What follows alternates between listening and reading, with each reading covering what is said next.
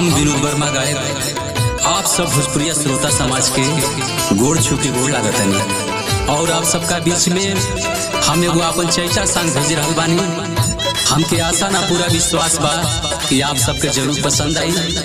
ये हमरा गीत के रिकॉर्डिंग कुमकुम स्टूडियो मालदा बलिया में गोविंद भाई की देख रेख में भइल बा। ये हमरा गीत के सुनी जा और अपन ढेर सारा प्यारा आशीर्वाद हमरा के दी जा। चैत में जो कटवैबा हमसे तीसी पिया, चैत में जो कटवैबा हमसे तीसी पिया, तलह के देवरे के सुतब तोहरा खीसी पिया, तलह के देवरे के सुतब तोहरा खीसी पिया। चैत में जो कटवैबा हमसे तीसी पिया, चैत में जो कटवैबा हमसे तीसी पिया, तलह के देवरे के सुतब तोहरा खीसी पिया, तलह के देवरे के सुतब तोहरा खीसी पिया।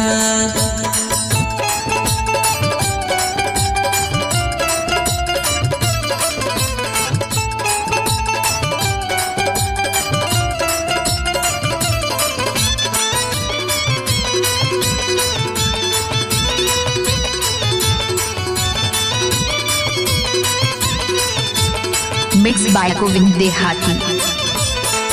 हसुआ धरई बहजादी होते भीनु सरावा हो, भाई के बोला के चले जाएब नई हरावा हो, जाएब नई हरावा हो।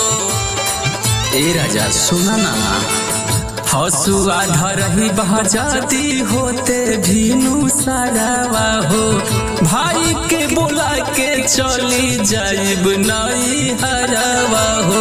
बिहा वियोग मिल के हमरा सीसी पिया, बिहा वियोग मिल के हमरा सीसी पिया, तलह के देवरे के सुतब तोहरा खीसी पिया, तलह के देवरे के सुतब तोहरा खीसी पिया।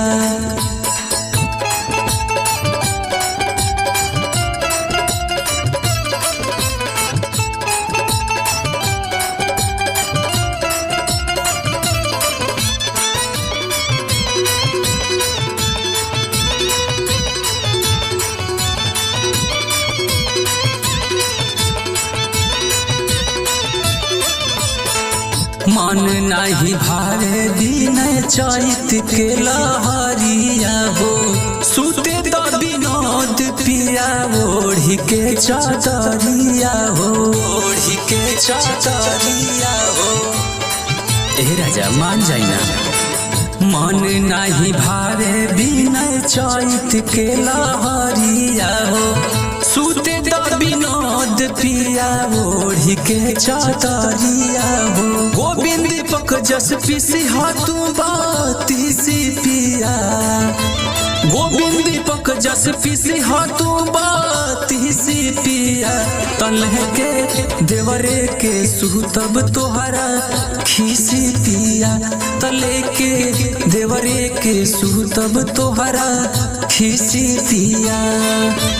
चैत में जो कटवैबा हमसे तीसी पिया, चैत में जो कटवैबा हमसे तीसी पिया, तलह के देवरे के सुतब तोहरा खीसी पिया, तलह के देवरे के सुतब तोहरा खीसी पिया।